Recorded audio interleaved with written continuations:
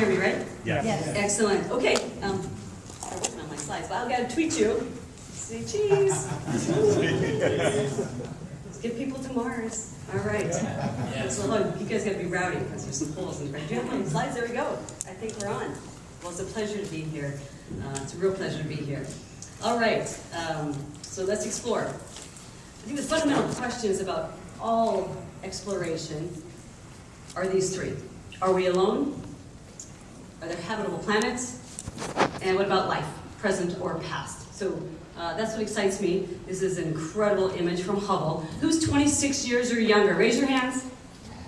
Okay, well, Hubble's been up there your entire lifetime, okay, to discover the secrets of the universe. So I'd like to start with the big picture, and the evidence is mounting. I want to show you a quick 2-minute video to, when we talk about Mars, and I'm willing to dedicate the next 20 years, that's all. It's my whole life, trying to get people to Mars. But let's celebrate and take a look at the last 50 years, because we do have some big successes in terms of our rovers and robots, and we have tons. I go to Mars every day with augmented reality. Jump into Gale Crater and think about exploration. So this is the reality. This is what we do today. We just need to bring the whole world with us. So let me show you. I'm going to show you the successes, truth in advertising.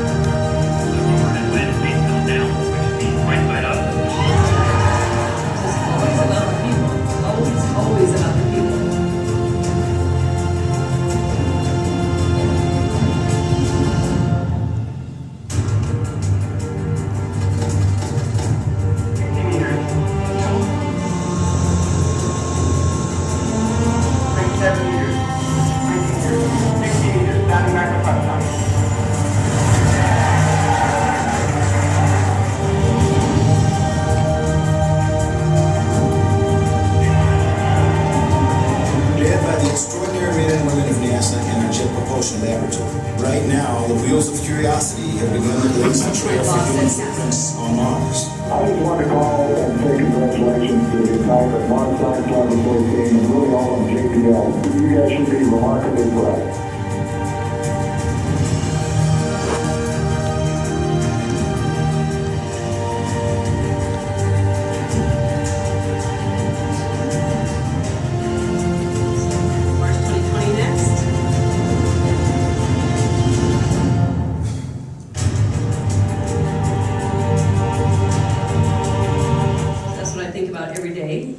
Every second until we get people on Mars, so we can really make it happen.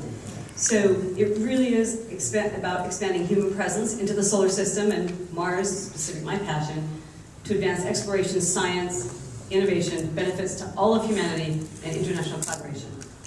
I like those words because I wrote them. I think we need to do it all together. And this was our 2015 plan. You know, from 2010 on, everyone said NASA doesn't have a plan, NASA doesn't know where it's going. Okay, well, try to get everything together. We said, no, we have a plan, we have a strategy. The horizon goal is to Mars. It's unequivocally humans to Mars. That's the horizon goal. And there's a 3-phase plan to get there. Sorry, I missed a talk yesterday about, why NASA or we, and it's not one nation and it's not one space agency. It's the world. It's global exploration. In order to do this, we all have to do this. So that's my main point.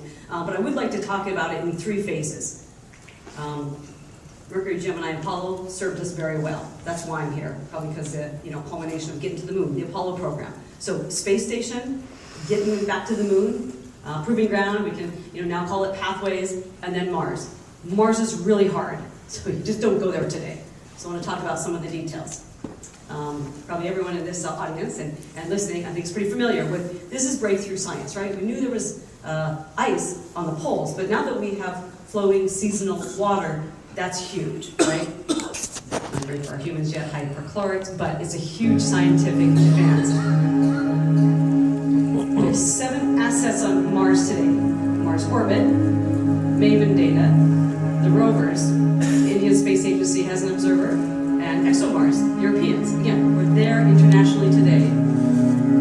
This simulation shows how Mars lost its atmosphere. We know 1% carbon dioxide atmosphere, but 4.5 billion years ago, Earth and Mars are sister planets. 3.5 billion years ago, approximately, what happened? How did Mars lose its atmosphere? There's no global magnetic shield on Mars. Lucky for Earth, spaceship Earth, lucky for us, we have our global magnetic shield. Here's the data from Maven that shows you without a global magnetic shield on Mars, the atmosphere, you see the sun's radiation, solar wind radiation, ablating the ions off the Mars atmosphere. So getting more data all the time. We're understanding more and more about Mars. And why do I care so much? Because that tells us about life here on Earth and potentially life in the universe. Okay, so phase 1, we're on the space station. I don't know if anyone's here 17 years or younger. Like students to participate, yay! Okay, your entire life, then we've had astronauts from all over the world living and working 24/7 on space station. And here's Scott Kelly, you might know.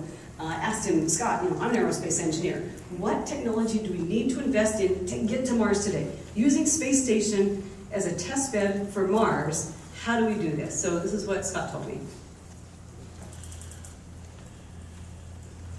Hello, Scott.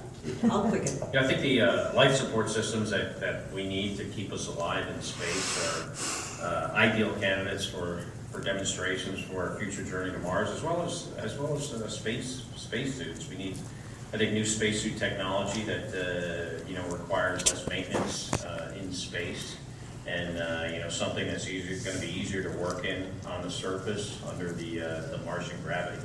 Good answer. Okay, you might know I'm a spacesuit researcher, but still, life support, spacesuits, we've got to keep our people healthy and well. And again, we need to be making these investments today.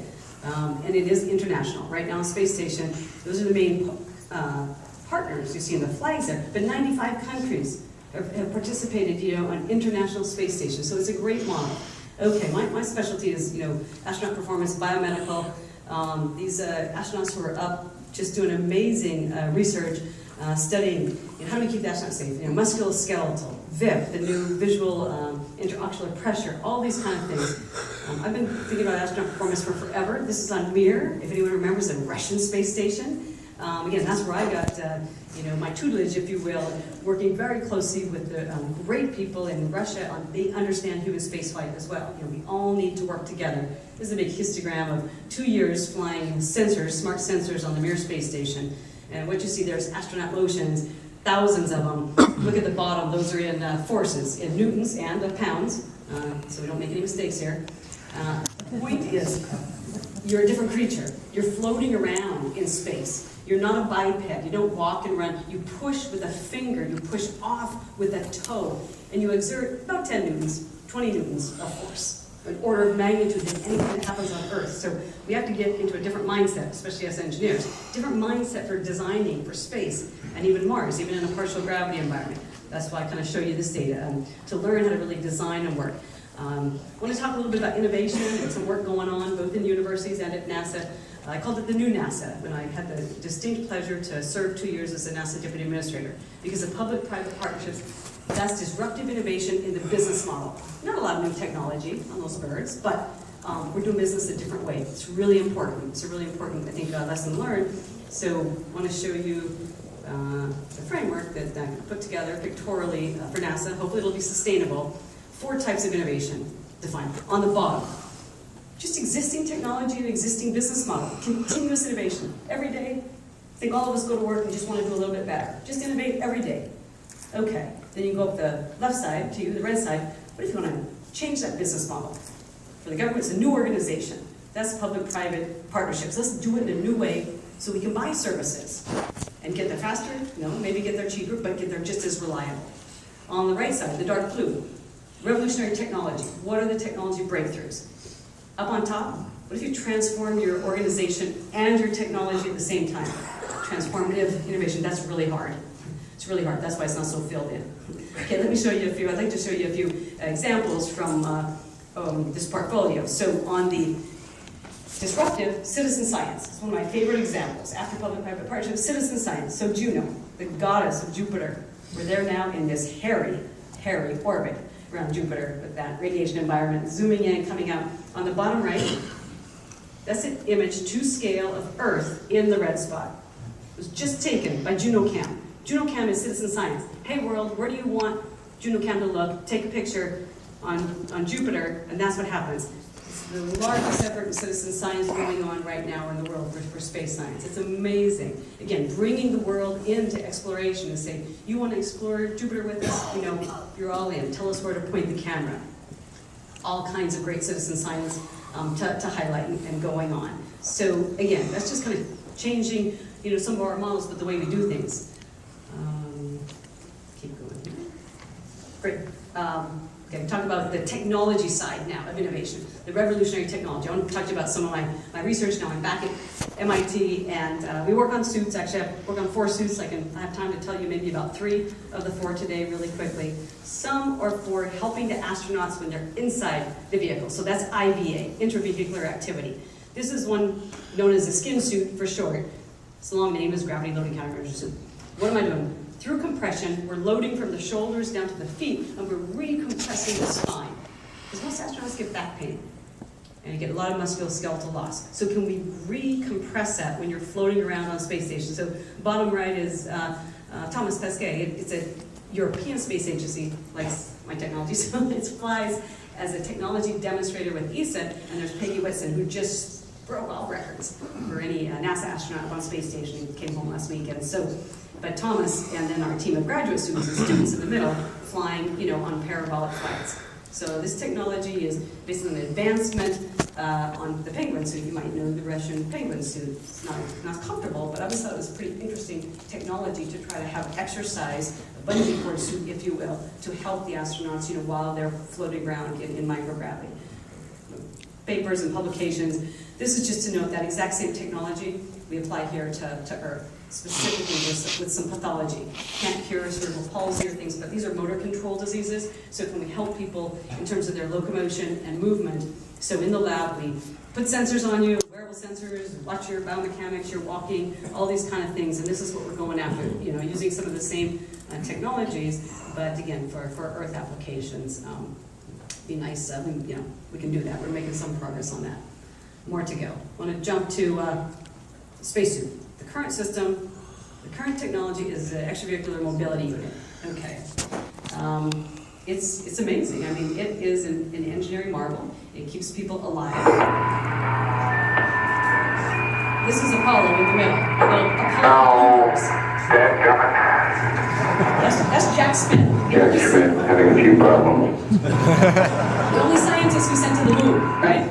It's our experience with walking around, and here's another one. Oh, the soundtrack's on this is actually, he's on really high pressure canisters, you know, on the back there. You don't want those to go off. So, tough to do science, right? Pretty, you know, the mobility's hard. In any current spacesuit we've flown, gas pressurized. On the bottom left, you can see that the hard points, that's an X-ray. I want you to take a look at those, it's called side bearings, the shoulder bearings on the suit. We have a lot of astronaut injuries. Matter of fact, 26 shoulder surgeries to date. They're training injuries, not orbit injuries. So that's a problem. So we're trying to address that. Kind of call it a suit within a suit. Using the conventional gas pressurized suit, what can we do as researchers, you know, and technologists? Suit within a suit, want to provide injury protection and padding. So we study and we quantify astronaut motion. Again, it's a training injury. When you're in the neutral buoyancy tank doing 10, 12 hours of practice for every 1 hour on orbit, you're using muscles you don't usually use, you're in one gravity, you're upside down, inverted, it's hard and wear and tear. So I mentioned my colleagues, we've invented this new pressure sensor system. It's called the Octopus, because you're going to put it on your arms or legs or wherever you want to measure. Here it is in NASA's current Mark III, kind of their advanced Mars suit, if you will. has a little, this suit is gas pressurized, has a little bit better mobility than the Apollo and the other suit, but still limited. So our sensors are inside, this is at Johnson Space Center. So you can see some mobility, you know, not great, but improving. And on Mars, you know, Mars is crazy terrain. You know, we need to be very, very mobile. The students call this the reverse Macarena, right? Something like that, dancing in suits, you know. Let me show you what some of the data. What this is I'll show you a little video here. So we have pressure sensors on the person, and we're seeing your contact where the suit is. You know, what are those hot spots? Where could you potentially be injured? And we map that out basically quantitatively. Oh, I wanted my little video to play. What are my chances of my video playing? Pretty good, thank you. It's going. No, let me click, please. Okay, you guys click. Only one of us gets to click. Your turn. The left side is the video. Click once, we should be in business. All right, you guys don't click, let me click. Okay, don't touch anything, it's move. Okay. So again, this goes to about 60 kilopascals, just to show you some hot spots. And again, kind of mapping it all over the arm, you know, because you move naturally, but then you hit the suit, and now you have to use all your energy to move the suit. Well, you're wasting 75% of your energy. So, you know, that's not the design that I prefer. So again, looking at, you know, how can we do that better? But again, quantifying and saying where we want to keep all astronauts safe. So that's what this system is, you know, kind of inside. These are some of our designs that now they're prototyped actually in terms of customized airbags, if you will, to help keep astronauts safe. Okay, so now I'm going to zip to life. Where are we going to go to find life? Ocean worlds are a great target, one of my favorite destinations. Let me find it quick here. There we go. So I think you're pretty familiar maybe with some of the recent findings of hydrogen. These plumes coming out of Enceladus are amazing. You know, hydrogen